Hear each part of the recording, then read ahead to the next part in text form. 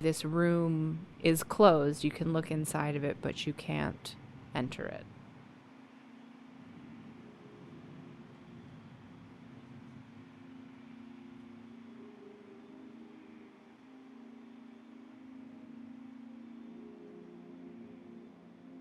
If this is a self-portrait of Ida Applebaum / Horowitz becoming Ida Applebroog, then the work really needs to be seen as something akin to the origin of artisthood. Ida Applebroog was born Ida Applebaum in 1929 in the Bronx. She was born to Polish Jewish immigrant parents, and her father was a furrier. They were religious Jews, and she was raised in a very religious household. Ida married her childhood sweetheart, Gideon Horowitz, in 1950 and became Ida Horowitz. They quickly had 4 children, and so by the time they moved to Chicago in 1960, she was the mother of 4. Gideon attended the University of Chicago.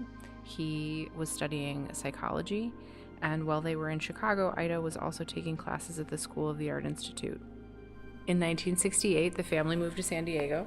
Gideon was pursuing postgraduate studies at the University of California, and Ida was feeling uneasy about who she was and who she wanted to become, and eventually started spending quite a bit of time in the bathtub, drawing pictures of her naked body. Shortly after she had made this series of drawings, roughly 180, she institutionalized herself. She checked herself into a hospital and was away for a number of months recovering from this breakdown. In the mid-70s, Ida moved back to New York. In the early 70s, she had started to participate in a number of group shows, and in 74, she moved back to New York. The drawings traveled with her, but kind of got lost.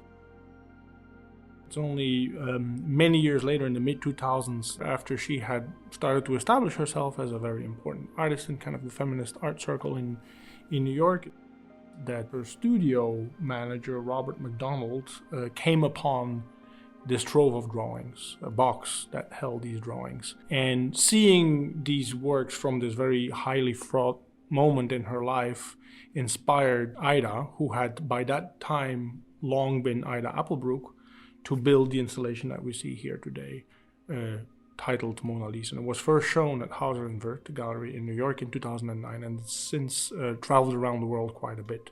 Just prior to its premiere here in Chicago, it was part of a major survey show of her work at the Reina Sofia Museum of Contemporary Art in Madrid. It is really kind of a cornerstone or a masterpiece, a magnum opus of the feminist moment in art of the last 40 years.